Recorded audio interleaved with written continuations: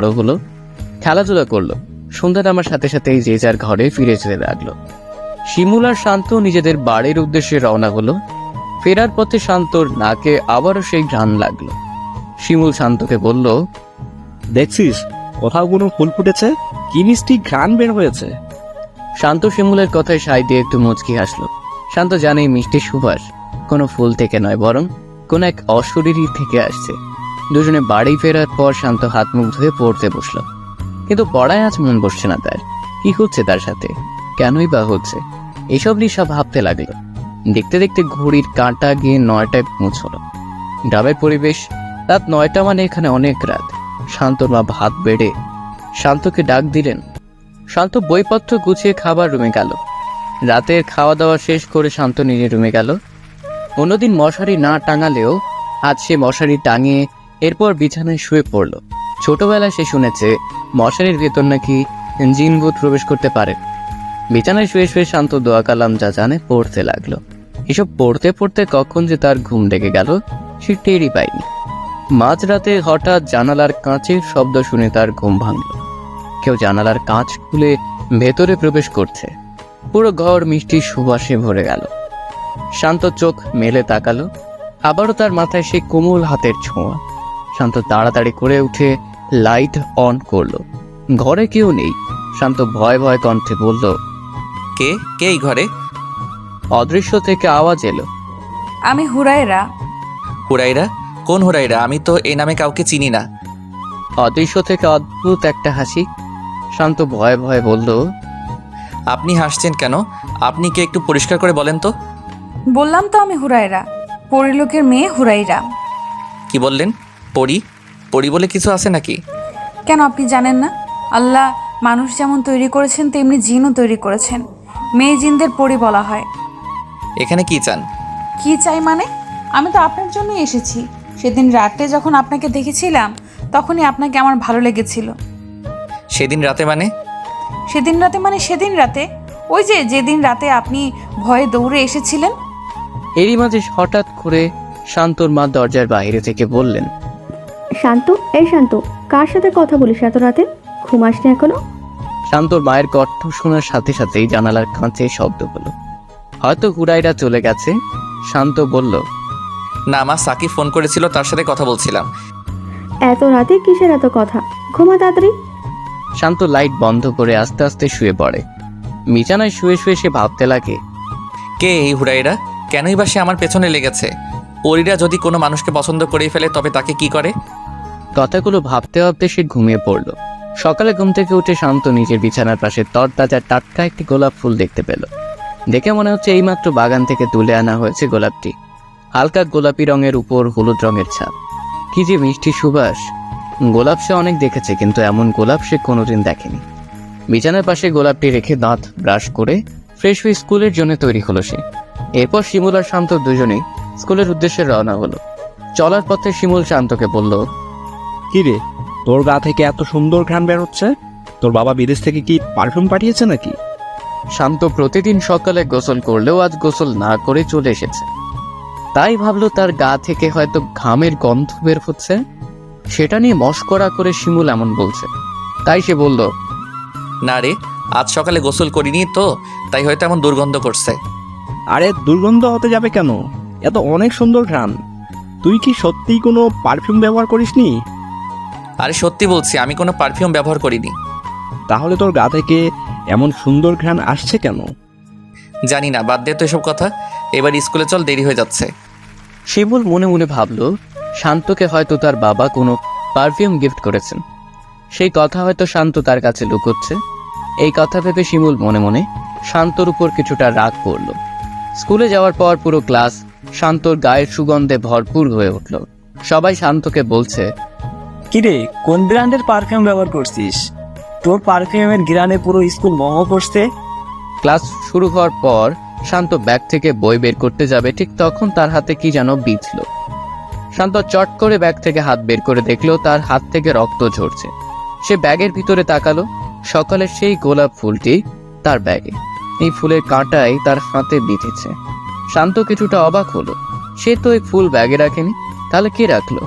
ফুলে থাকা কাঁটার আঘাতে শান্তর হাত থেকে অঝোর ধারায় রক্ত ঝরছে, সেই সাথে তীব্র ব্যথাও হচ্ছে। মনে হচ্ছে কাঁটা নয়, যেন কোনো বিষাক্ত সাপ কামড় দিয়েছে। অনেক কষ্টে শান্ত স্কুলে ক্লাস করলো। হাতের ব্যথা ধীরে ধীরে বাড়তে থাকায় টিফিনের সময় ছুটি নিয়ে বাড়ি চলে এলো। নিজের রুমে গিয়ে ব্যাগ রাখতে যাবে, ঠিক তখনই দেখলো তার বিছানার পাশে গোলাপ ফুলটি পড়ে আছে। শান্ত তাড়াতাড়ি করে ব্যাগের চেইন খুলে দেখলো ব্যাগে গোলাপ নেই। শান্তর মাথায় কাজ করছে না, কি হচ্ছে তার সাথে এসব? মাথাটা কেমন ঝিনঝিন করছে। আস্তে আস্তে সে জ্ঞান হারিয়ে মাটিতে লুটিয়ে পড়ল। এরপর শান্ত রুমে কিছু পড়ে যাওয়ার শব্দ শুনে শান্তর মা দৌড়ে শান্তর ঘরে গিয়ে দেখলেন শান্ত মাটিতে পড়ে আছে। গায়ে হাত দিয়ে দেখলেন তার শরীরে ভীষণ জ্বর। এমন অবস্থায় কি করবেন তার মাথায় কিছুই কাজ করছে না। এরপর তিনি রান্নাঘরে গিয়ে পানি এনে শান্তর চোখে মুখে ছিটিয়ে দিলেন। পানি দেওয়ার পর শান্তর জ্ঞান ফিরে এলো। এরপর শান্তর মা আস্তে আস্তে তাকে ধরে বিছানায় তুলে শুইয়ে দিলেন। শান্তর হাতের ব্যথায় কাতরাতে লাগলো। শান্তর মা নিজের রুমে গিয়ে মোবাইল হাতে নিয়ে গ্রাম্য বাজারের ডাক্তারকে ফোন করলেন। ডাক্তার এসে শান্তকে দেখে বললেন চিন্তার কোনো কারণ নেই, বৃষ্টিতে হয়তো ভিজেছিল তাই ঠান্ডা লেগেছে। এরপর তিনি কিছু ওষুধ লিখে দিয়ে বললেন কাউকে বাজারে পাঠিয়ে এগুলো যেন আনিয়ে নেয়। ডাক্তার চলে যাওয়ার পর শান্তর মা শিমুলের ছোট ভাই জাহিদকে ডেকে এনে টাকার ওষুধের স্লিপ দিয়ে ওষুধ আনার জন্য পাঠালেন। জাহিদ বাজার গিয়ে ডাক্তারের লিখে দেওয়া ওষুধগুলো নিয়ে এলেন। শান্তর মা শান্তকে কিছু ভাত খাইয়ে ওষুধ খাইয়ে দেন। ওষুধ খাওয়ার পর শান্ত ঘুমিয়ে পড়ল। বিকেলে স্কুল ছুটির পর শিমুল বাড়ি ফিরে খাওয়া দাওয়া করে শান্তদের বাড়িতে গেল। শান্ত তখনও ঘুমোচ্ছিল। শিমুল শান্তর মাকে গিয়ে জিজ্ঞেস করলো, খালা, শান্ত কোথায়? সে তো ঘুমোচ্ছে। শান্ত তো এই সময় ঘুমানোর কথা নয়। স্কুল থেকেও আজ ছুটি নিয়ে এলো। বলল হাতে নাকি কিসের কাটা বিঁধেছে, তাই ব্যথা করেছে। হ্যাঁ রে বাবা, স্কুল থেকে ফেরার পর থেকেই তার ভীষণ জ্বর। কি বললেন? জ্বর? শিমুল আর কোনো কথা না বলে সোজা শান্তর রুমে চলে গেল। শান্ত রুমের মধ্যে একটা চেনা ঘ্রাণ। হ্যাঁ, এটা তো শান্ত যে পারফিউম ব্যবহার করেছিল সেটার ঘ্রাণ। পরক্ষণে শিমুলের মনে পড়ল যে না, এটা পারফিউম নয়। সেদিন সন্ধ্যাবেলা মাঠ থেকে ফেরার পথে এই ঘ্রাণ পেয়েছিলাম। এটা ভেবে শিমুল গিয়ে শান্তর বেডের পাশে বসে শান্তর মাথায় হাত বুলালো। শিমুল শান্তর মাথায় হাত রাখে সাথে সাথেই তার ঘুম ভেঙে গেল। চোখ বন্ধ করে সে বলতে লাগলো, হুরাইডা, তুমি আবার এসেছো? কি চাও তুমি? তোমার দেওয়া ফুলের কাঁটা আমার হাতে বিঁধে অনেক ব্যথা করছে। শিমুল শান্তর মাথায় হাত বোলাতে বোলাতে বলল, কি রে শান্ত, কি আজে বাজে বকছিস? কে তোকে ফুল দিয়েছে? আর এই হুরাইরা ইবাকে? শান্ত ঘুমের ঘরে শিমুলের এইসব কথা কানে না নিয়ে বলল। তুমি চলে যাও হুরাইডা।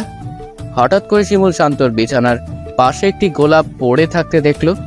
অদ্ভুত ধরনের একটি গোলাপ। এমন গোলাপ শিমুল আগে কখনো দেখেনি। শিমুল গোলাপটি হাতে নিতে যাবে, এমন সময় শান্ত শিমুলের হাতে চেপে ধরে বলল, খবরদার, এটা হাতে নিস না। কথা বলতে বলতে শান্ত উঠে বসলো। শিমুল শান্তকে বলল, এটা হাতে নিলে কি হয়েছে? আমি হাতে নিব এটা। এই বলে যেই না শিমুল গোলাপের দিকে হাত বাড়াবে, তখনই শান্ত শিমুলের হাত অনেক জোরে চেপে ধরে অদ্ভুত মেলি কণ্ঠে বলল, বললাম না এটা হাতে নিবি না। এই বলে সে শিমুলকে এক হাত দিয়ে ধাক্কা দিল। ধাক্কাকে শিমুল বিছানা থেকে পড়ে গেল। শান্ত সুস্থ থাকা অবস্থায় ও শিমুলকে এভাবে এক হাতে ধাক্কা দিয়ে ফেলে দেওয়া অসম্ভব। শিমুল শান্তর দিকে ভালো করে তাকালো। তার চোখ দুটি লাল হয়ে আছে, চেহারায় ভাসছে ভয়ানক কিছু। শিমুল শান্তকে এমন অবস্থায় দেখে ভয় পেয়ে গেল। সে বুঝতে পারলো শান্ত মোটেই স্বাভাবিক নয়, তার উপর হয়তো কোনো দুষ্ট জিনের আঁচড় আছে। শিমুল শান্তকে বলল, আচ্ছা, আমি চলে যাচ্ছি, তুই ঘুমা। শিমুল শান্তর মাকে এসব বলতে যাবে, তখনই মনে মনে ভাবলো, না থাক, এখন বলে লাভ নেই। জিনটা আশেপাশে থাকলে শান্তর ক্ষতি করতে পারে। তাই সে কিছু না বলে চুপচাপ বাড়ি ফিরে এলো। মনে মনে ঠিক করলো আগামীকাল মসজিদের ইমাম সাহেবকে নিয়ে শান্তর বাড়িতে যাবে। শিমুল চলে যাওয়ার পর শান্ত আবার শুয়ে পড়ল। শান্তর মা শান্তর ঘরে গিয়ে দেখল গায়ের জ্বর এখনো কমেনি। তিনি একটি রুমাল ভিজিয়ে শান্তর মাথায় রাখলেন। এরপর তিনি রান্নাঘরে গিয়ে রান্না বসালেন। মাগরিবের সময় শান্তর ঘুম ভাঙল। গায়ের জ্বরটাও কিছু কমেছে। শান্তর জ্বর কমেছে দেখে শান্তর মাও কিছুটা স্বস্তি পেলেন। রাতে খাবার শেষে শান্তকে ওষুধ খাইয়ে দিলেন শান্তর মা। উনি চেয়েছিলেন আজ ছেলের পাশেই শুবেন, কিন্তু শান্ত কিছুতেই তাকে শুইতে দিল না। এরপর তিনি বললেন, আচ্ছা, আমি আমার রুমে যাচ্ছি। তবে তুই দরজা ভেতর থেকে বন্ধ করিস না কিন্তু। এই বলে শান্তর মা নিজের রুমে চলে গেলেন। আর এইদিকে হঠাৎ করে মাঝরাতে শান্তর ঘুম ভেঙে গেল। ঘুম ভাঙার পর শান্ত দেখলো তার মাথার পাশে কেউ একজন বসে আছে। ডিম লাইটের হালকা আলোয় পুরো বোঝা যাচ্ছে না, তাই সে লাফ দিয়ে উঠে এই লাইটের সুইচ দিল। লাইট জ্বালানোর পর সে যা দেখলো তার জন্য সে মোটেই প্রস্তুত ছিল না। তার বিছানায় মাথার পাশটাতে বসে আছে অসাধারণ সুন্দর একটি মেয়ে। এত সুন্দর মেয়েকে সে কোনোদিন দেখেনি। মেয়েটিকে দেখার পর সে তার হাতের ব্যথার কথা একেবারেই ভুলে গেল। কিছুক্ষণ তার দিকে এক দৃষ্টিতে তাকিয়ে রইল সে। মায়াবী হরিণী দুই চোখ, সরু নাক, হালকা গোলাপি চিকন দুই ঠোঁট, দুধে আলতা ফর্সা গাল, সাদা গাউন পরায় মেয়েটিকে অদ্ভুত সুন্দর লাগছে, যেন স্বর্গীয় কোনো পরী নেমে এসেছে তার ঘর। মেয়েটি শান্তকে এক দৃষ্টিতে তাকিয়ে থাকতে দেখে মেয়েটি বলল, কি ভয় পেয়ে গেলি নাকি? কাঁপা কাঁপা কণ্ঠে শান্ত জিজ্ঞেস করলো, কে আপনি? আর এত রাতে আমার ঘরে কি করছেন? মেয়েটি শান্ত প্রশ্ন শুনে হাসতে হাসতে বলল, এ মা, এত তাড়াতাড়ি আমাকে ভুলে গেলেন? আমি হুরাইরা, পরিলোকের মেয়ে হুরাইরা। আপনি কেন বারবার আমার কাছে আসেন? বললাম তো, তোমাকে আমার খুব ভালো লাগে, তাই তোমাকে নিয়ে আমি পরিলোকে যেতে চাই। কিন্তু আমার তোমাকে একদম ভালো লাগে না। কথা বলতে বলতে হঠাৎ শান্ত হাতে ব্যথা অনুভব করলো। তখন সে হুরায়রাকে বলল, তুমি কেন আমাকে এই বিষাক্ত গোলাপ দিয়েছ?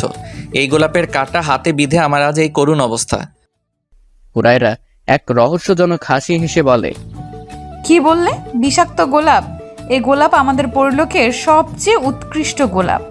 আমরা এই গোলাপের গন্ধ গায়ে মাখি, তাই আমাদের শরীর থেকে সুন্দর ঘ্রাণ পাওয়া যায়। উৎকৃষ্ট না ছাই, তোমার গোলাপ তোমার কাছেই রাখো। এই বলে শান্ত গোলাপটি হুরায়রার দিকে ছুঁড়ে মারল। শান্তর গোলাপ ছুঁড়ে ফেলায় হুরায়রা রাগ করে বলল, দেখো, তুমি কিন্তু আমার ভালোবাসাকে অপমান করছো। এটা কিন্তু আমি সহ্য করব না। ভালোবাসা না কচু? মানুষের সাথে পরীদের কোনো ভালোবাসার সম্পর্ক হতে পারে না। কেন পারে না? অবশ্যই পারে। আমাদের পরিলোকে এমন অনেক মানুষ আছে যাদেরকে পরীরা তুলে নিয়ে গেছে। আমিও তাদের যেদিন প্রথম দেখেছিলাম সেদিন চেয়েছিলাম তোমাকে তুলে নিতে। আমি তখন ওই গাছেই বসেছিলাম।